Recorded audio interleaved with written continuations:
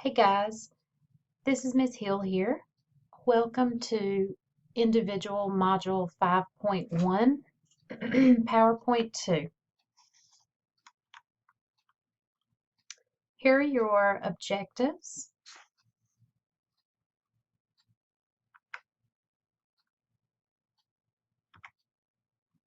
And let's get started with fertilization, implantation, and fetal growth. Fertilization happens 72 hours after ovulation occurs, around that time frame, because that is about how long an egg can survive. Implantation, if fertilization occurs, will happen sometime between 7 and 10 days after fertilization. And we want implantation to occur in the upper part of the uterine wall. Excuse me. Where implantation occurs is actually where the placenta will grow. So we want it to implant in a position that will allow the placenta and the baby to grow safely.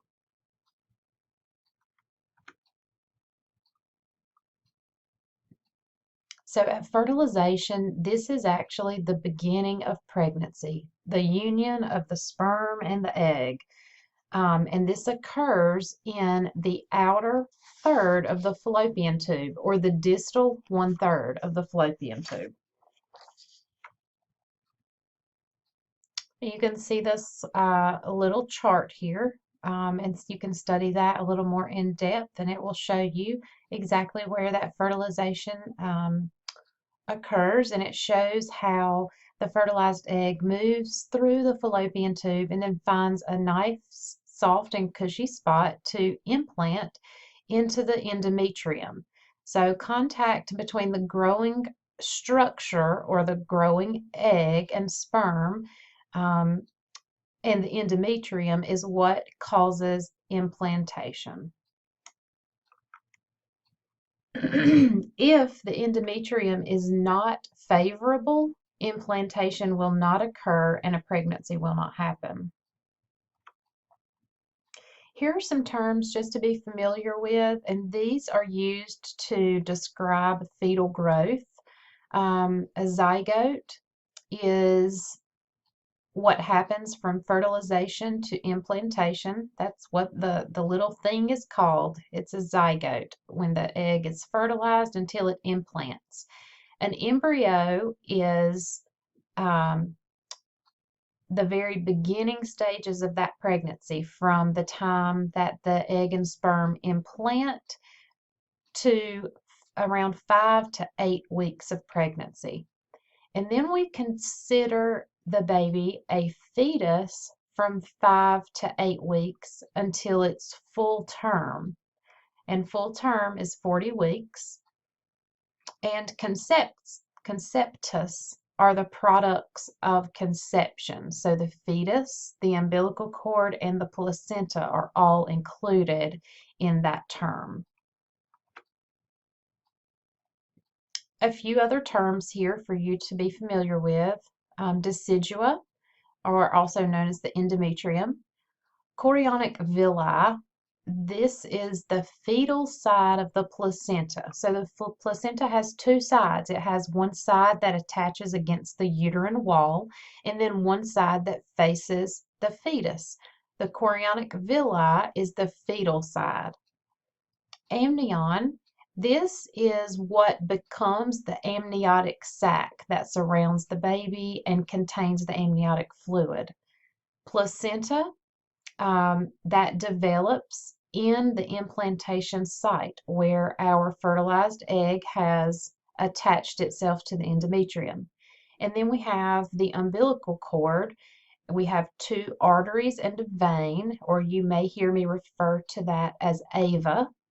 And then we have Wharton's jelly. And if any of you have ever seen an umbilical cord, Wharton's jelly is that gelatinous material that's inside of the umbilical cord that cushions those arteries and veins. It keeps them from becoming compressed and cutting off blood circulation. So the 3 umbilical vessels, these are very important. We need 2 arteries because we have to carry unoxygenated blood from the fetus to the placenta.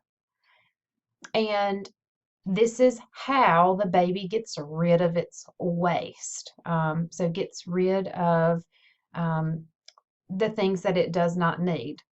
And then we have one big umbilical vein, and that vein carries oxygenated blood from the placenta back to the baby.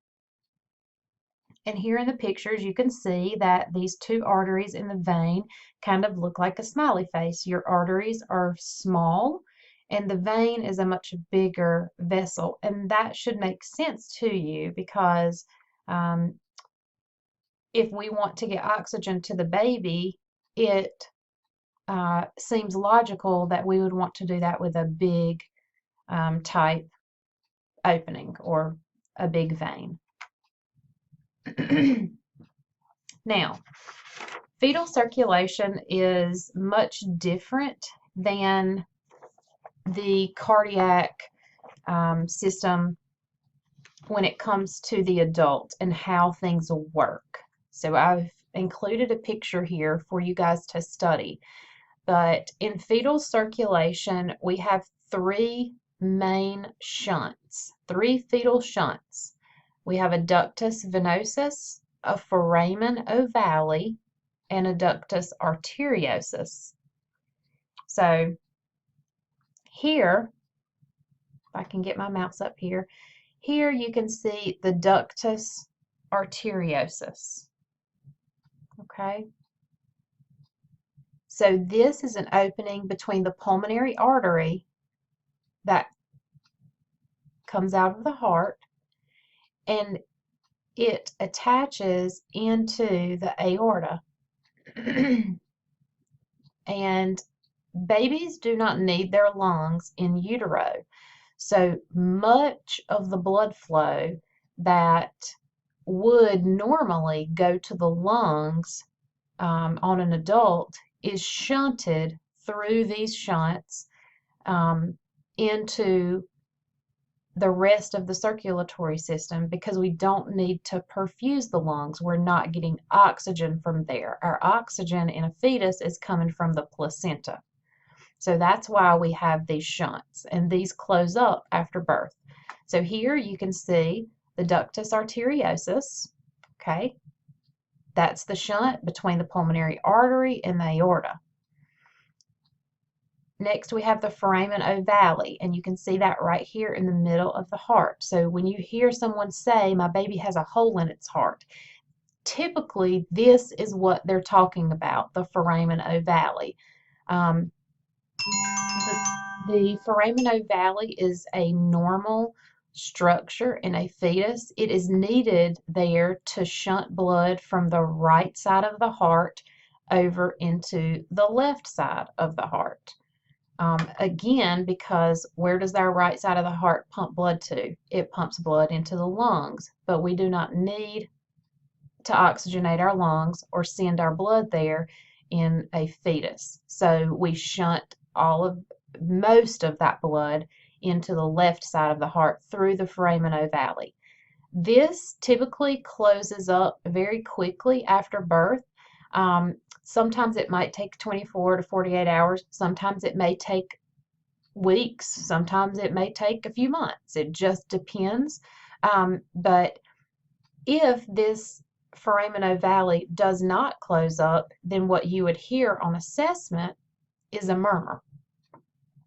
You would hear that turbulent blood flow from one side to the other.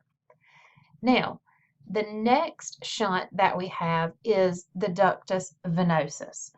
And here, if you look down here, we have a little shunt here where the umbilical cord meets the umbilicus. So here you see the umbilicus, okay? Our umbilical cord goes through the umbilicus, and comes up to the inferior vena cava. And this is where our shunt is with the ductus venosus. Okay, so we're carrying blood from the placenta through the umbilical cord and into the fetal circulatory system via the inferior vena cava. And this also closes up after birth. Okay, so one more time. Blood flows from the placenta through the umbilical vein, and it goes through the ductus venosus into the inferior vena cava, goes up into the right atrium, passes from the right atrium through the foramen ovale into the left atrium, and then the left ventricle, and then from the left ventricle, blood is pumped into the aorta and out to the rest of the body. Blood that returns from the head of the fetus and the upper extremities returns to the superior vena cava, enters into the right atrium, goes from the right atrium to the right ventricle, and then there's a small amount that goes to the lungs just for nourishment through the pulmonary artery, but most of that blood goes through the ductus arteriosus into the descending aorta, bypassing those lungs.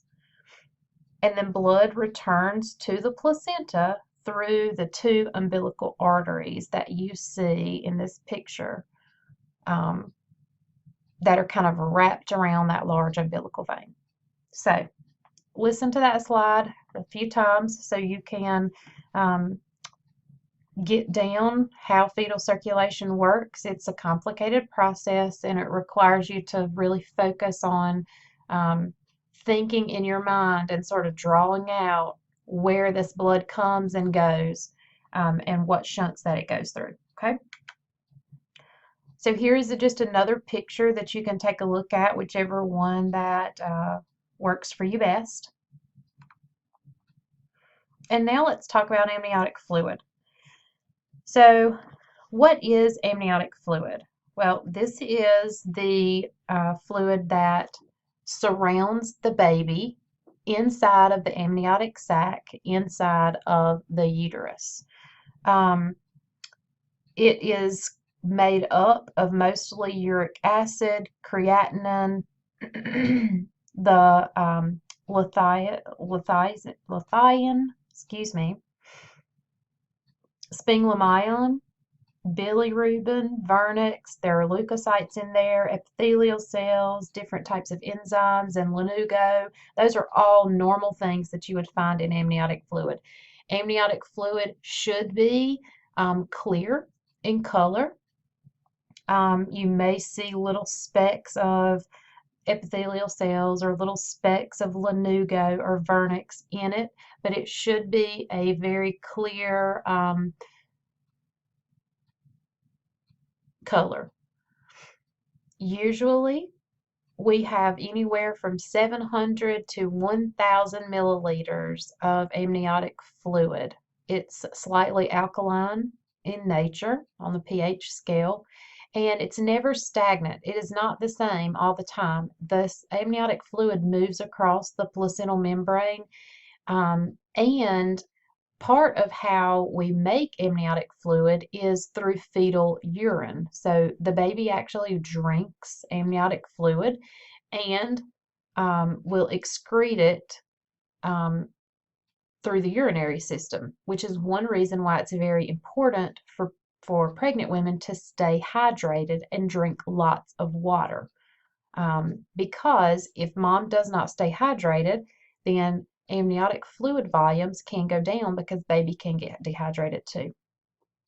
Oligohydramnios is the definition of amniotic fluid that is less than 400 milliliters. So this is a lady who does not have enough amniotic fluid.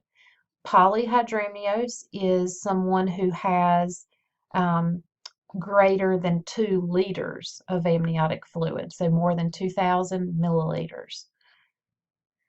Amniotic fluid serves as a shock absorber. It cushions the baby against pressures and other external things that might happen to mom. Just like your car has shocks and creates a smooth ride for you on the highway, well, the amniotic fluid acts in that same way for the baby in utero. Also, it helps to keep pressure off of the umbilical cord, because if we clamp off the umbilical cord in some way, then the baby does not receive the nutrients or the oxygen that it needs and could die.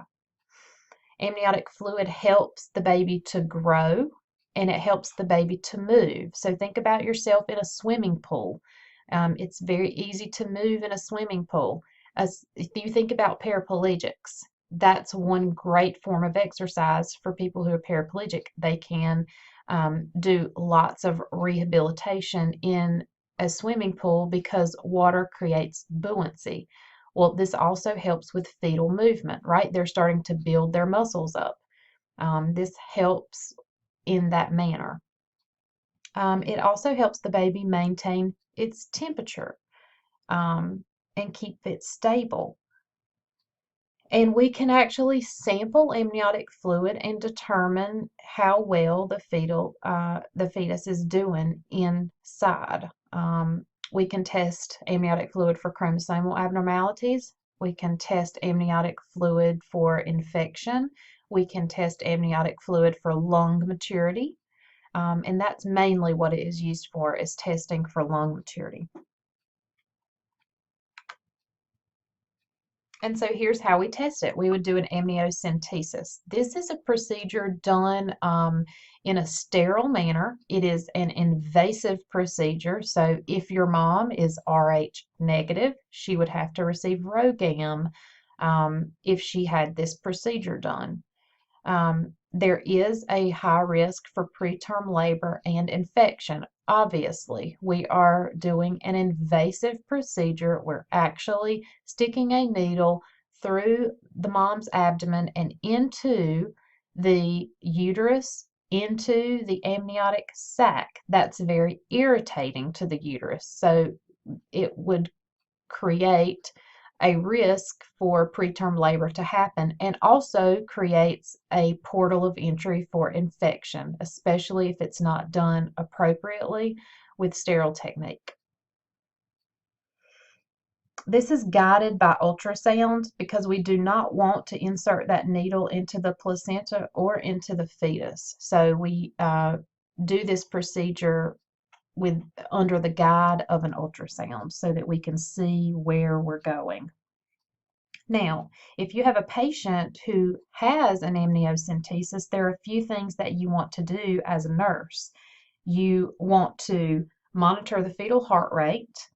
You want to monitor for contractions because of the risk for preterm labor. And you want to monitor mom's vital signs. So it's a good idea to have a baseline of all of those things, monitor them as much as possible during the procedure, and monitor them after the procedure so that we can catch any type of issue that might occur because of this procedure.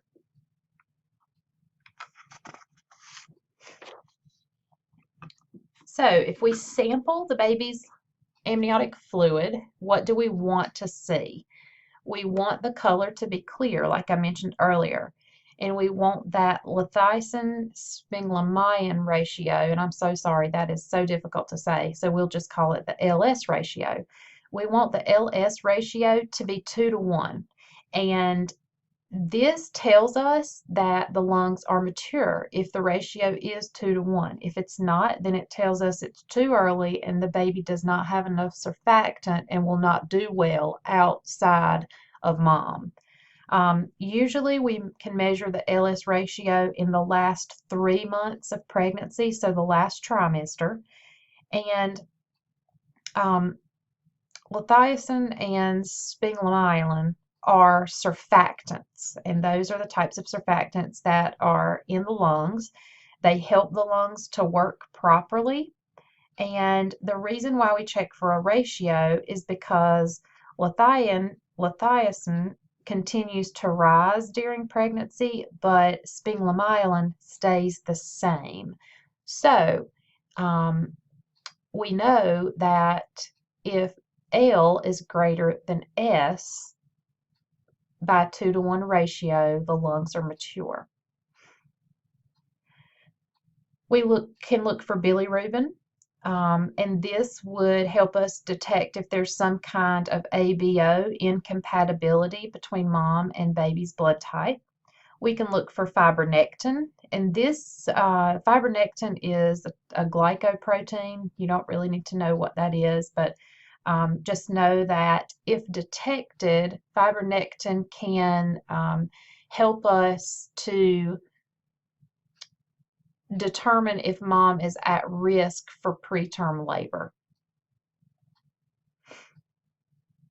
AFP is alpha fetal protein, and you can get this also from an amniotic fluid sample. Remember, AFP is also something that we can draw in the serum of mom to determine fetal anomalies.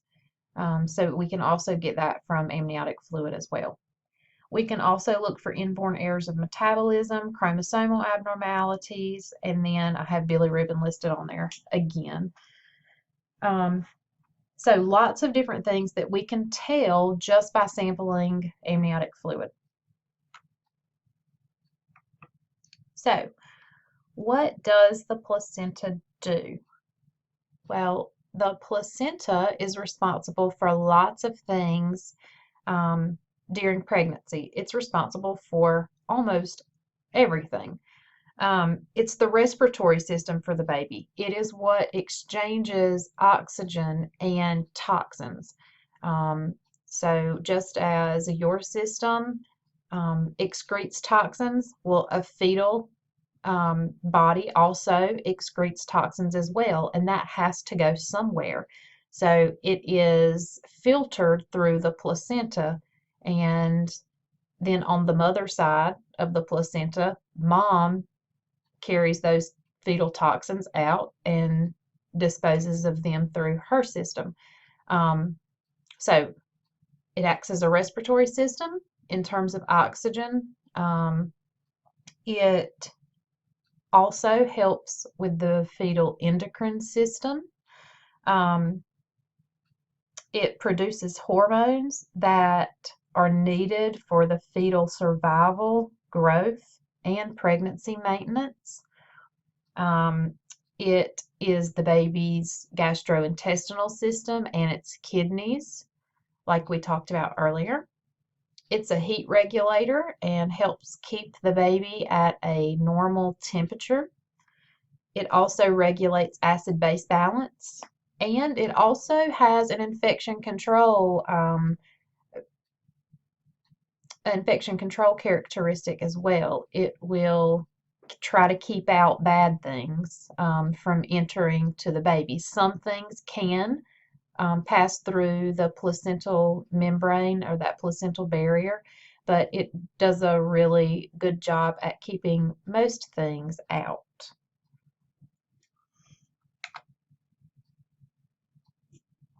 All right, so whenever we are assessing a mom and we're looking at how well the baby is doing, there are a few things that we look for. As a nurse, we look for fundal height, and this will tell you how the baby is growing. Now remember, the fundus is the top of the uterus, and if the fundus is growing at an appropriate rate, then we can defer from that the baby is growing along with that fundus. We also assess fetal heart rate to determine how the baby is doing. We know that fetal heart rate needs to be somewhere between 110 and 160, 120 to 160. I think your book says 110. We look for fetal movement. If the baby is moving, that's a really good sign that things are going well. fetal movement is usually that first thing that a mom will recognize whenever she feels something is not quite right. The baby's not moving as much. And it's a first indicator that something might be going wrong. We can also do the amniocentesis to check the lungs for the LS ratio, but again, that's an invasive procedure. We don't do that unless we absolutely have to. And we can also determine how well the baby is going to be able to tolerate stress by performing a non-stress test or a contraction stress test.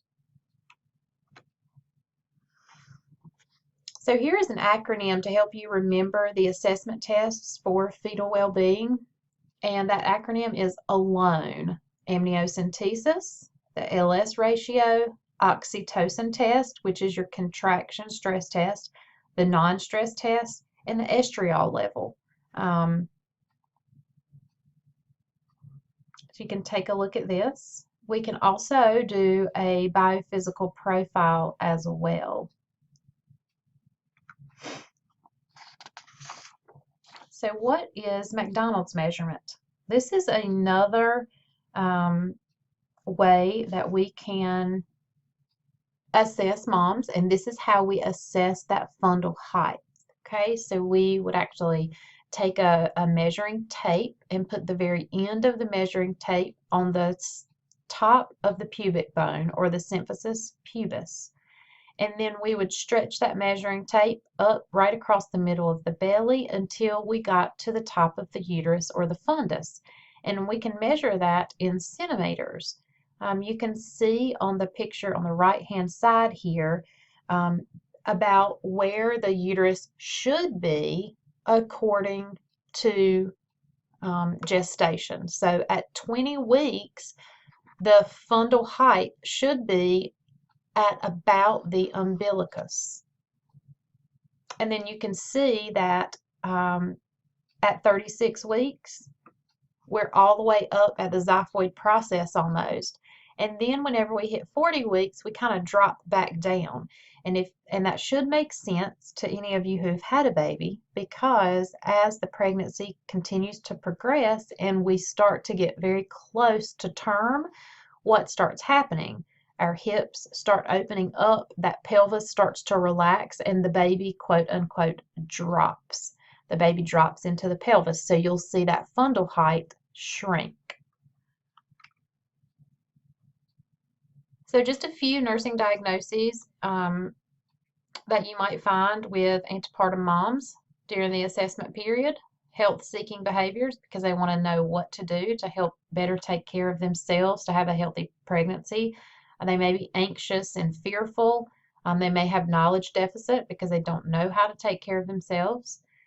They might be at risk for injury because they have lots of physical changes in their body. Things are not in the same place that they used to be. They may have balance issues because of that. They may be in, you also have to assess their social situations. Maybe they're at risk for injury because they're in an abusive relationship. So lots of different things to consider.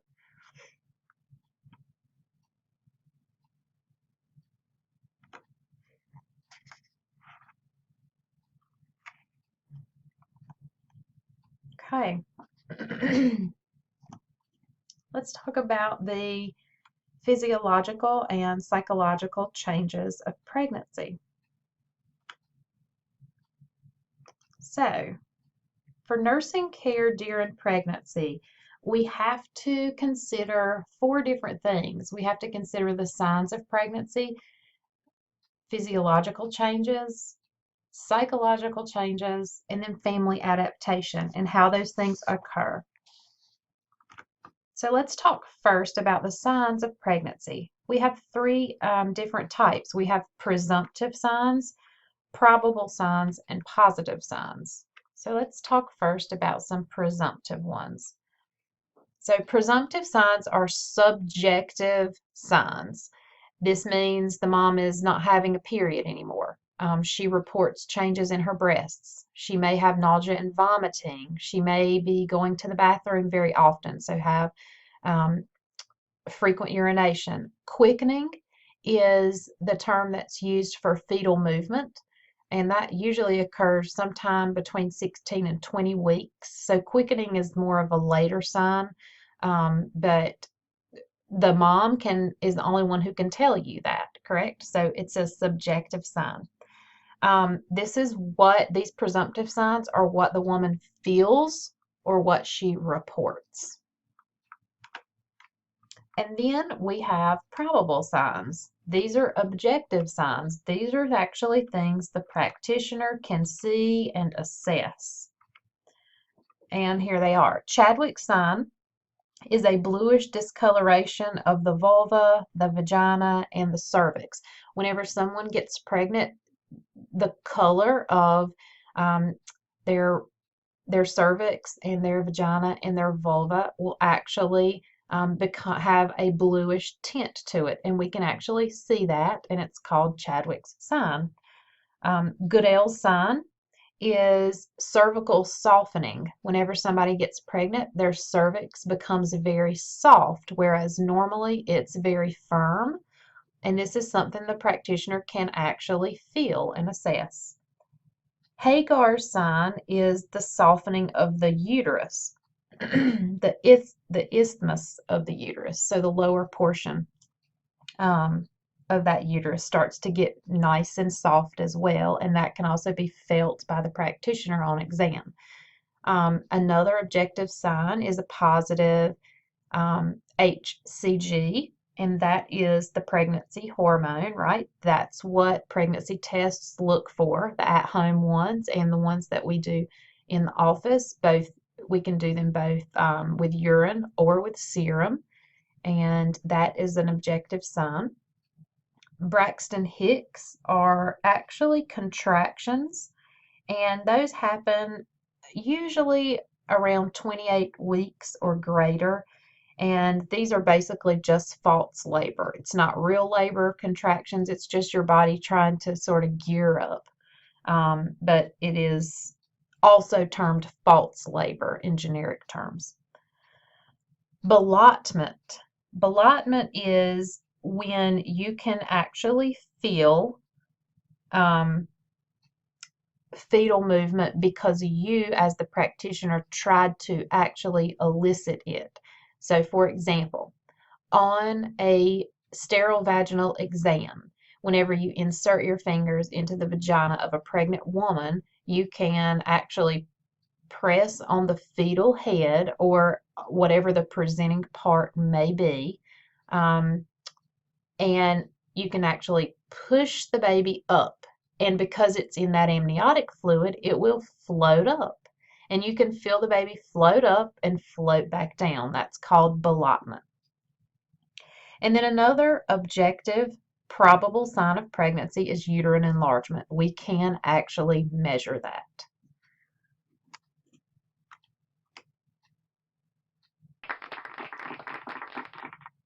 Oh my. All right, we also have positive signs of pregnancy, and these usually are these are things that will tell you indefinitely, absolutely, 100% this mom has a baby inside. So we could actually see a skeletal outline on ultrasound. We would be able to auscultate a fetal heart rate. We could do it with a fetoscope. Sometime between 17 and 20 weeks, or most people these days use a Doppler, and we can hear with a Doppler sometime between 10 and 12. We might also be able to feel fetal movements, and we can also see a gestational sac ring very early in pregnancy with a transvaginal ultrasound. So all of those are positive signs. Here's you a little chart to study by related to prenatal care, and this goes through the presumptive, probable, and positive signs of pregnancy. Also talks a little bit about Nagel's rule and some different types of testing.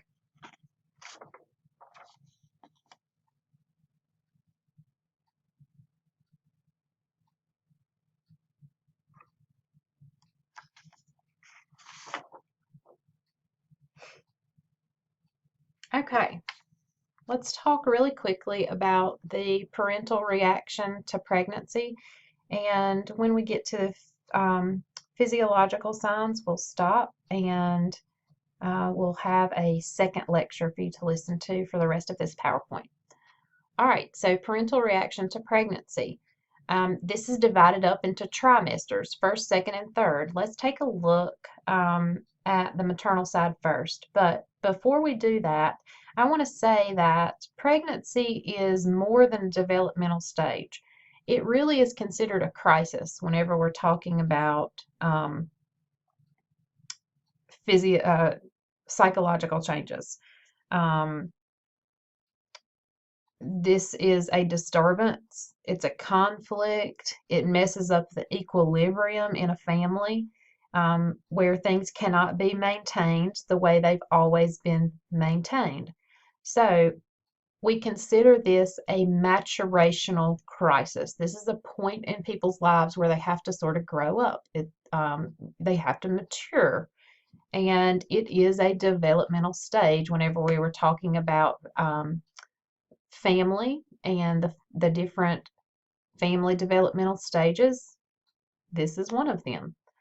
So, looking at the mom, in the first trimester, she's very ambivalent. She may have a lot of disbelief surrounding her pregnancy. She can't believe it's happened. She may have mood swings due to her hormones. The pregnancy just doesn't seem real to her. But in the first trimester, she is also very focused on herself and her pregnancy. So this is a time of really kind of self-absorption.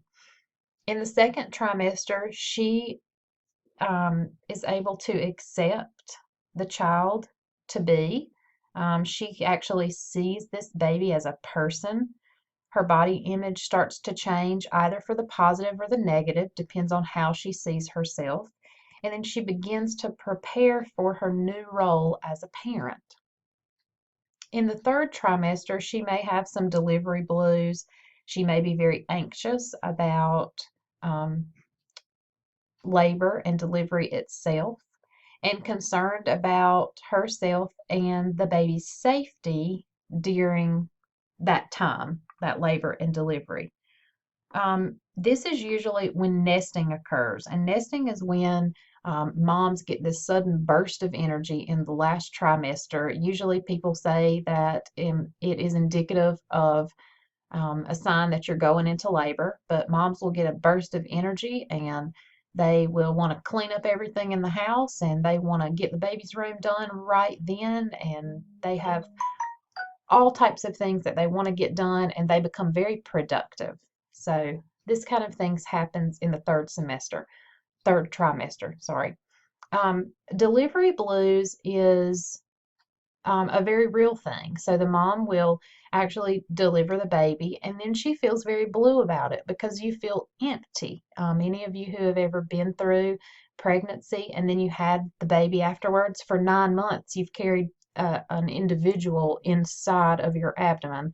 And once that's gone, it is a very empty feeling. So they may be very bluesy about the delivery and the loss of that feeling that they've had for the past 9 months. So moving on to the baby, in the first trimester, dads are also very ambivalent. They find it difficult to accept the pregnancy because they just don't see it as being real. They see this as a quote unquote potential baby. They're confused about the mom's mood swings. They don't quite understand why she is moody. And they feel very left out during this time. The mom is very focused on herself, and the dad just can't get his mind around it, and he feels left out. In the second trimester, he may be more involved or he may be not involved at all. It depends on the relationship between the two. He still sees his role as very vague during the second trimester, but if he's able to see the ultrasound, that helps dads actually accept this pregnancy and see the baby as a real person. Oftentimes, the dads also in the second trimester will revisit the relationship that they had with their father. They look back on what they either want a father to be like or what they don't want a father to be like, and they try to think about things they might do differently or they might do the same. In the third trimester, they may be either attached or detached during the labor and delivery process. They will prepare for the labor and delivery, and they worry also about the mom if they're going to be involved. This is a rewarding time for dads, and at this point in the third trimester, the couple will start to make very concrete preparations. They'll start getting babysitters for any other kids they may have at home. They'll start doing childbirth classes. They'll start setting up the nursery. They'll start buying baby clothes. So those are also some things that they do together during that third trimester.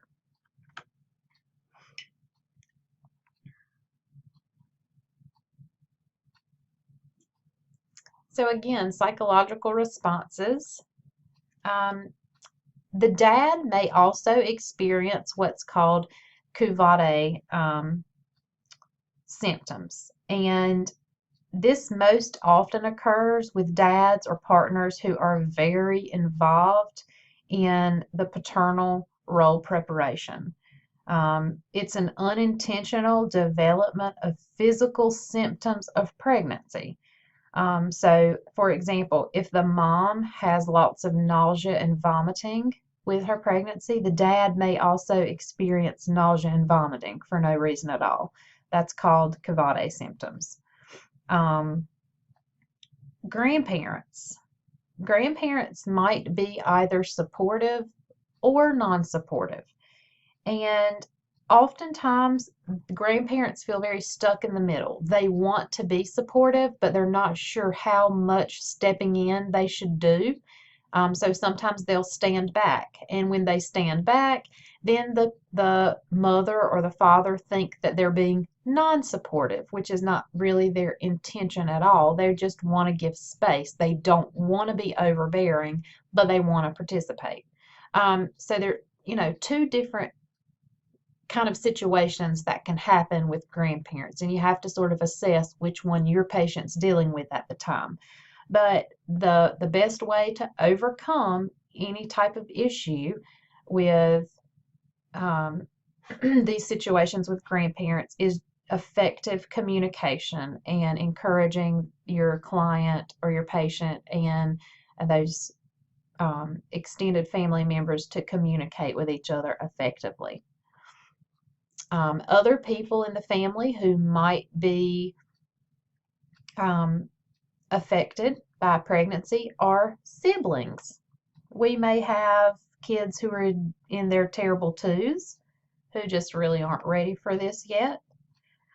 Toddlers tend to become jealous and clingy. They feel left out. They may regress if they've been potty trained. They may start wetting their pants again or wetting the bed again. Toddlers need a lot of reassurance that things are going to continue to be the same. They're going to continue to exist. Mom and dad are still going to be here. They need encouragement that love and the special things that they do with mom and dad, the special places they go, those types of things will still continue to happen despite the new baby that's coming. Preschool and school agers are very inquisitive. They need to feel involved in the process. They want to listen to the heartbeat. They want to feel the baby move. It's really good if they can actually see an ultrasound. They would love that. Whenever I was pregnant with my fourth baby, I actually bought a Doppler, and my girls wanted to hear the heartbeat every single night. They loved to listen to the baby's heartbeat. And they were preschool and school age at that time, so just very inquisitive. Adolescents may or may not find this pregnancy to be problematic for them. Depends on how mature they are. I can remember that my husband was in middle school whenever his mother got pregnant with his sister, and she was 40 years old. So she was pretty old at the time to be having a baby, and I can remember him saying that he was mortified and just completely embarrassed that his mother was pregnant. He didn't want anybody to know that she was pregnant. He wanted her to stay home and he wanted it to be a big secret because he was so embarrassed that she was pregnant. So, depending on maturity, pregnancy might or might not be a problem if you're an adolescent.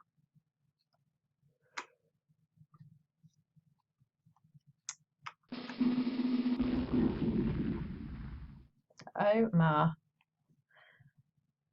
All right, so Couvade's symptoms, that's the syndrome of pregnancy discomforts that your partner or the dad gets um, that usually parallel the same symptoms of pregnancy that mom has.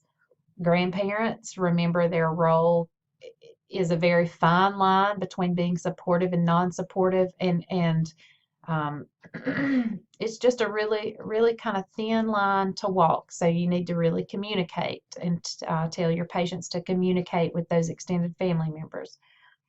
And then we have the siblings, the terrible twos, the toddlers, the preschoolers, and the teens. Um, so we might have sibling rivalry. We might have children who regress, and then we may have some that actually become detached if we're talking about teens and adolescents. So, how do we prepare siblings? We want to tell them how much attention that the new baby is going to be getting, um, how much attention the older child is going to receive, and how well will the parents handle regressive and aggressive behaviors. They need to be prepared to make any changes to the siblings' lives early on. Um, so for toddlers, for example, we want them to go ahead and move from the crib into a toddler bed early on in the pregnancy. We want them to go ahead and start potty training early on in the pregnancy if it's time to do that. Because what you don't want to happen is you don't want the baby to get home and then all of a sudden you have to remove your toddler from the crib to put the baby in it and make the toddler now sleep in a bed he's not used to.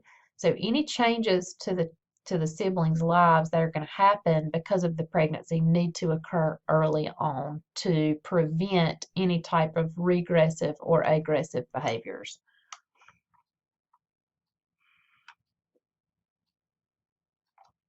All right, so we will start back with our next lecture talking about the physiological changes of pregnancy, and I will talk with you at that time. Thanks for listening.